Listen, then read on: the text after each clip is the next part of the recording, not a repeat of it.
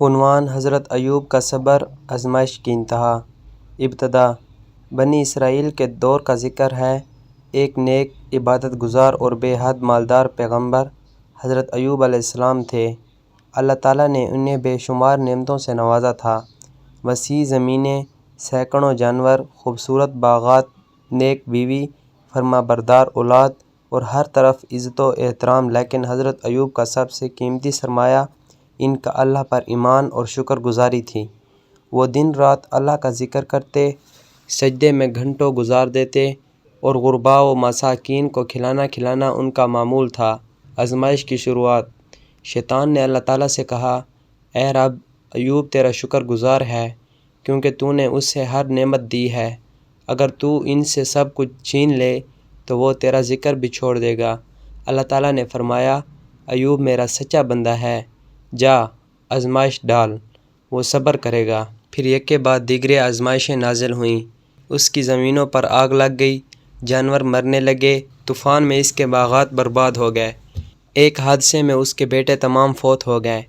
آخر کار حضرت ایوب کو ایک ایسا جسمانی مرض لاحق ہوا جس سے گوشت گلنے لگا، جسم پر پھوڑے نکل آئے اور پورا جسم زخموں سے بھر گیا۔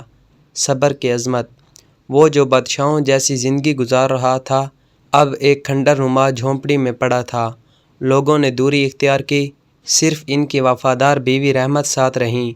وہ حضرت ایوب کی خدمت کرتی، ان کا زخم صاف کرتی اور روز روزی کے لیے مزدوری کرتی۔ کئی سال گزر گئے، حضرت ایوب نے نہ ایک بار شکوہ کیا، نہ کسی کو الزام دیا، بس ایک ہی دعا کرتے، اے اللہ، تو سب سے زیادہ رحم کرنے والا ہے۔ بیوی کی فریاد: ایک دن بیوی نے کہا، اے ایوب، آپ اللہ سے شفا کی دعا کیوں نہیں مانگتے؟ حضرت ایوب نے کہا، مجھے ان نعمتوں میں 70 سال گزرے اور آزمائش کو ابھی چند سال ہوئے ہیں۔ میں شرماتا ہوں کہ اللہ سے جلدی میں شفا مانگوں، لیکن پھر اللہ کی رحمت جوش میں آئی، قبولیت کی گھڑی۔ حضرت ایوب نے آخر کار دعا کی، انی مسنی الضر وانت ارحم الراحمین، مجھے تکلیف پہنچی ہے اور تو سب سے زیادہ رحم کرنے والا ہے۔